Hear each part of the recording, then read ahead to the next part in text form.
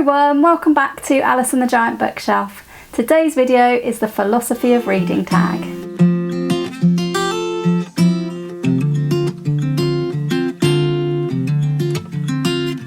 Hi everyone, welcome back to my channel, or welcome if you are new. My name's Alice and I have way too many books, and today I'm going to be doing the Philosophy of Reading tag, which was created by Brandon's Bookshelf. Now Brandon has made up this tag and given us all an open invitation to do it. So it has 20 questions today. We'll see how it goes. This tag has got me thinking about all different aspects of reading, and let's get straight into my answers. So question 1 is, what is most important? A good character, plot, or message? For me, this is quite a tricky question. I don't think that a book needs just one of these things to function. For me, it's important to have good characters, because without good characters, I will find myself not really enjoying a book. They need to be characters that I can either relate to in some way or that I care about in some way.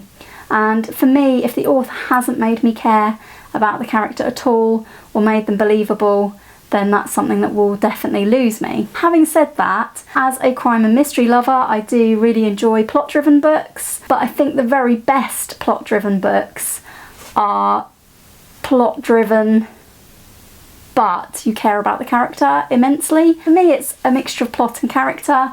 I don't necessarily need a message in my books. Obviously, a book can be great if it has a message. I don't particularly enjoy books that I've read where they appear to be ramming home some kind of message to me, so I quite like my messages subtle, and if they're in fiction, they need to be well done, otherwise they will likely lose me. Question 2 is, should one read books about ideas or opinions they disagree with? I think yes, but with the caveat that not if you know that you definitely disagree with it, you've already read about it, and you don't want to know any more from that side of the argument. I won't go out of my way to read books about opposing points of view unless I really want to know like both sides of a story, and then that might interest me. Not a question I've got a very good answer to. Question 3 is, as tech advances, what do you think will be the role of books? Well, I've recently read Fahrenheit 451 for the first time with Shelley and David's eclectic book club, and I do not like to think of a society where we don't have a good role for books, because books are pretty essential to me, and I even think that books are actually essential to people who don't believe them to be essential. They may not know that they need books, but they do. I think our society needs books, and it needs books to fulfill a certain role. But the physical book, I'm a person who's very, very anti Kindles and e-readers generally, but that's my point of view only. Quite happy for other people to have them, quite happy for other people to be reading in any way they see fit.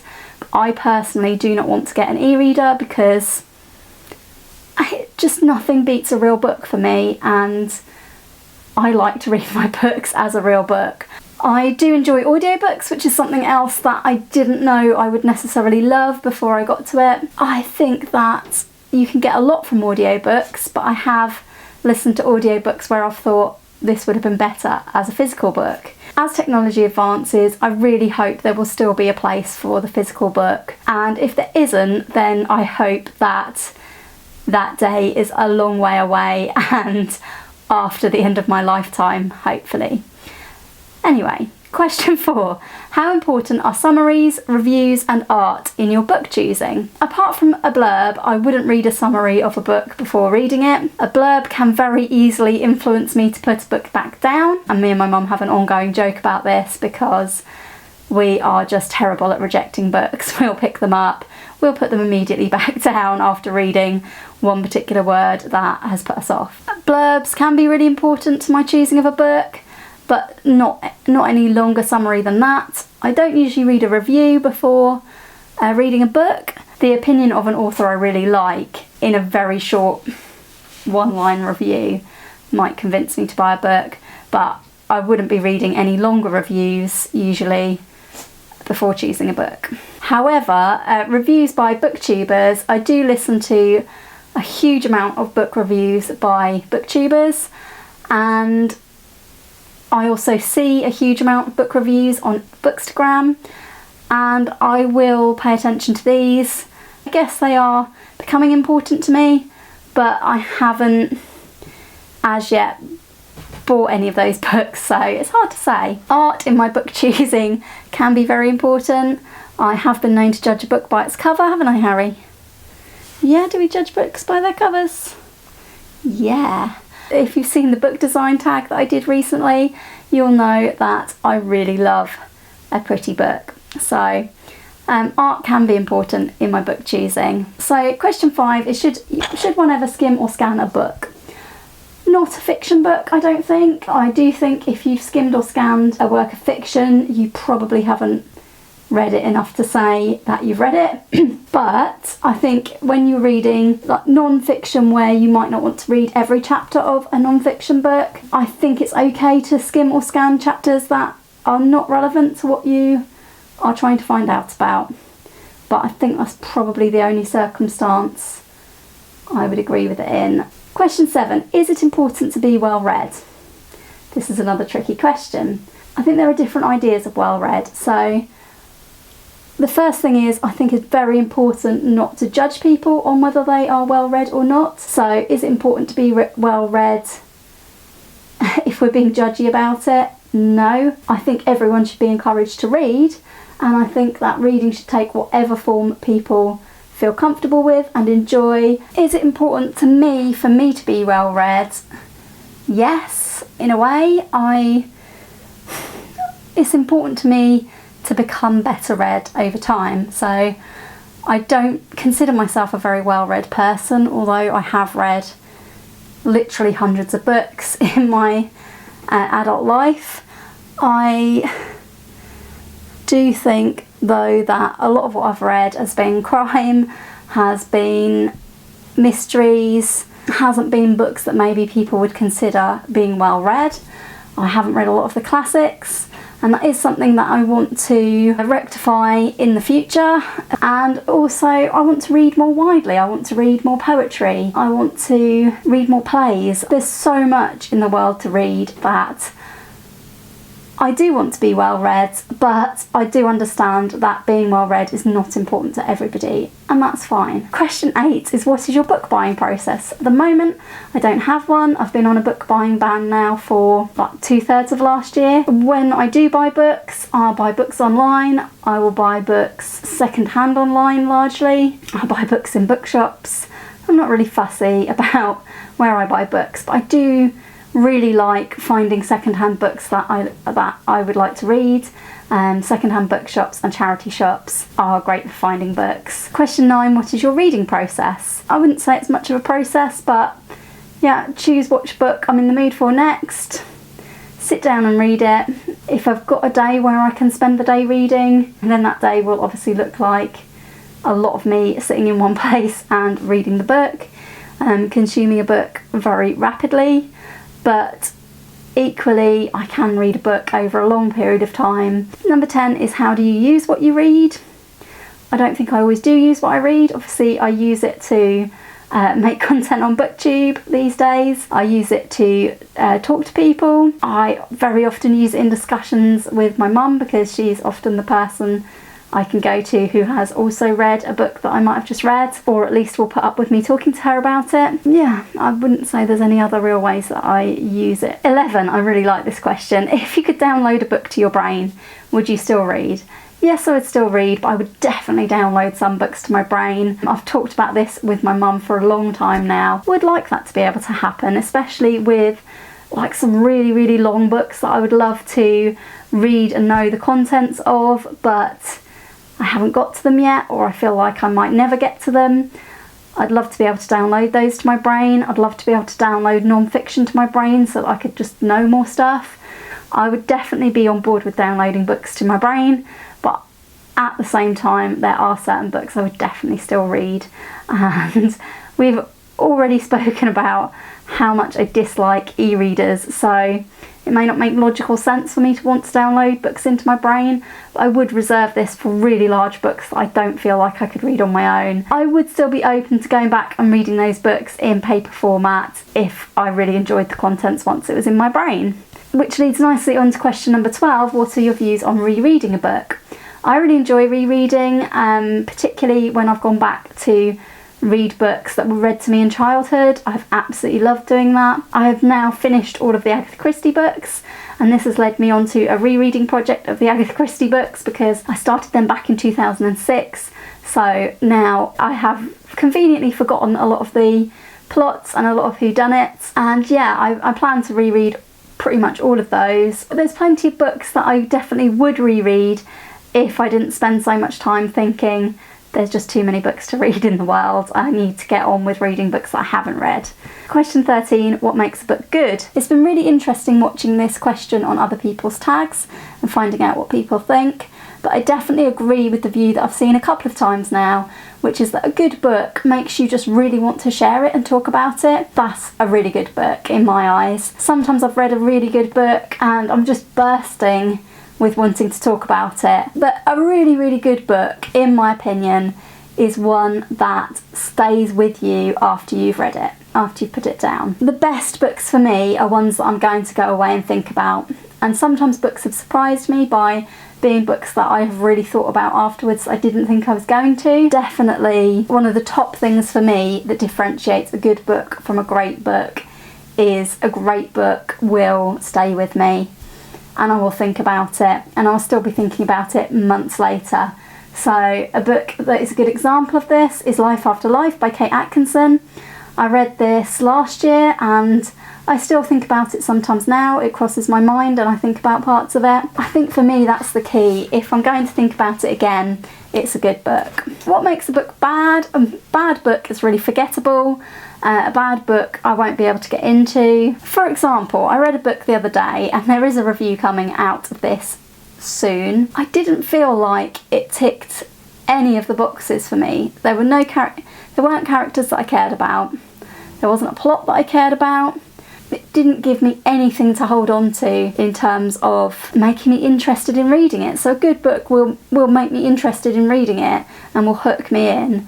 A bad book doesn't do that. How do you feel about not finishing a book is question 15. I am a person who finds it very hard to DNF. I constantly believe that a book will get better or that I'm going to miss out on something if I don't finish it. This year I've been learning that 9 times out of 10, when I'm not enjoying a book, it won't redeem itself. So since I've started BookTube, I've been open to the idea of DNFing books, but so far the books that I haven't enjoyed that I've been reading have had either some plot detail that I really wanted to know the resolution of, or some mystery that kept me reading to find out the solution of the mystery. But I think I definitely need to learn to DNF more. I could probably count on one hand how many books I've DNF'd properly in my lifetime, but there are quite a lot of books that I started reading and I tend to leave them on my currently reading for a long time, even though I haven't read a page of it in years. Question 16. Should the author's personal life matter at all? This isn't really a question that I want to hugely go into, but to me personally it doesn't matter. Like, I know there are controversial things that people can do, but many authors in the past have done controversial things, done problematic things, and even sometimes written about them. And does it mean they're a bad author? No. Can we enjoy their work separately to their personal life? I find on the whole generally yes, but I think it's everybody's own decision what they feel about that and where their line is. So if a person has actually murdered people, then probably I'm not actually going to continue reading their books. So I think we'll leave it at that. Question 18. Do you ever read a book without knowing anything about it?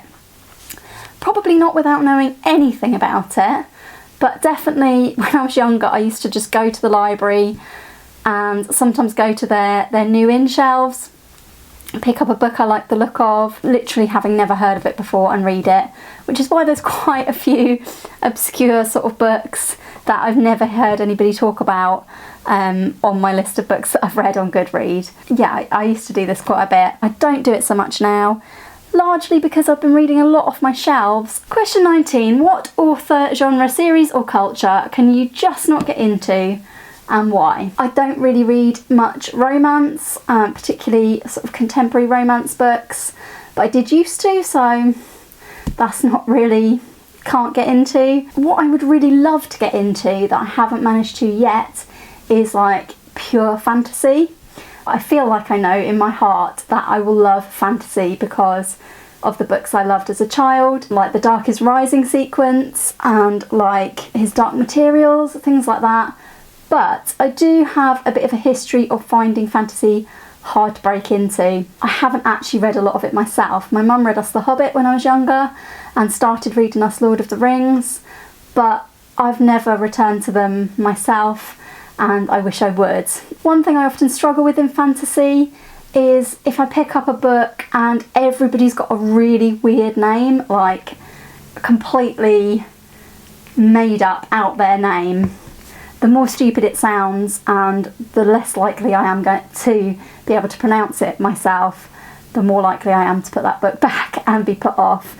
I just can't help it. That is something I want to get past. There's definitely a lot of YA fantasy type books that I've enjoyed, more in the dystopia sort of end of fantasy, and there's definitely fantasy stuff that I love. Magic and things like that I've always been really into. There's so much that I should love about fantasy that I think I just don't know where to start. Terry Pratchett's a classic example. I've never read a Terry Pratchett. I long to read one of the Discworld series, but I just never know where to start. So if you can give me some fantasy recommendations that would be suitable for a newbie who doesn't like books with people with really, really weird names, or you think the book is so good that I could get over that, please leave them in the comments down below, because I would love to know where I need to start with fantasy. And maybe the answer is just to start with The Hobbit and Lord of the Rings, but maybe that's a project for next year, getting into fantasy. Question 20 is the best question. Do you think everyone should read, and why? Yes, I do think everyone should read, and I think everyone should read not because of what it can teach you, and not because of anything fancy like being able to read the classics or anything like that. I think everyone should read for the pleasure it can bring you and the worlds it opens up to you. Having been a teacher, I just think reading is so important, and I think reading to your children is so important, because by reading to your child, you're showing them reading behaviours. By reading not with your child, but while your child is around, you are showing them reading behaviours that will go into them and help them to want to do it themselves. Having taught really, really young children who love stories, but they're not ready to make that step on their own yet, I just think it's brilliant reading to them and encouraging, fostering that love of reading by reading to them and with them and discussing what's happening on a page and getting them to tell you the story. Storytelling is just so important. Storytelling, even if we're not readers, storytelling is a part of all of us, and I think it's so incredibly important because it just opens up everything to you. Becoming a reader can just open your mind and open your life and open you up to other lives. The number of worlds that each of us as a reader has existed in and felt part of through reading is just incredible. So, do I think everyone should read? Yes. And that brings us to the end of the Philosophy of Reading tag. I hope you've enjoyed this today and it wasn't too rambling. Please do give it a thumbs up if you enjoyed it, and please consider subscribing if you haven't already. I'd love to hear from you in the comments down below with any of your answers to these questions. Thanks for watching. I hope to see you all again soon for another video all about books here on Alice and the Giant Bookshelf. Bye for now.